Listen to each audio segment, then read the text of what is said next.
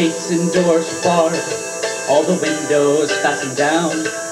I spent the night in sleeplessness and rose at every sound. Half in hopeless sorrow and half in fear the day, to find the soldiers breaking through to drag us all away.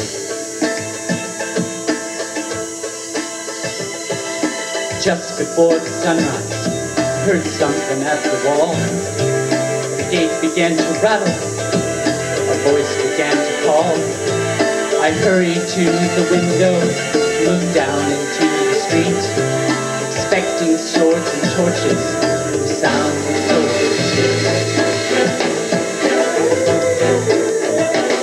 But there was no one there but Mary, so I went down to let her in. John stood there beside me, and she told us where she'd been. She said they moved him in the night, and none of us knows where. The stone's been rolled away, now his body isn't there. We both ran towards the garden, then John ran on ahead. We found the stone and the empty tomb just the way that Mary said. But the winding sheet they'd wrapped him in was just an empty shell. And who or where they'd taken him was more than I could tell.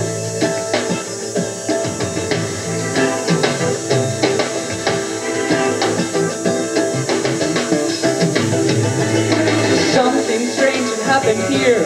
What it was I didn't know. John believed a miracle, but I just turned to go. Circumstance and speculation couldn't lift me very high, 'cause I'd seen them crucify him, then I saw him die.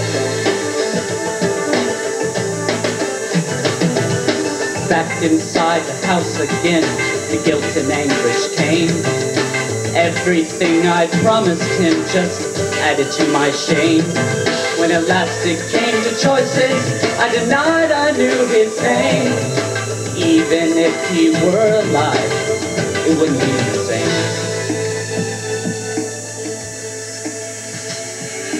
Suddenly, the air was filled with a strange and sweet perfume. Light that came from everywhere drove shadows from the room. Jesus stood before me with his arms held open wide, and I fell down on my knees and just clung to him and cried. He raised me to my feet, and as I looked into his eyes, love was shining out from him like sunlight in the skies. Guilt and my confusion disappeared in sweet release, and every fear I'd ever had just melted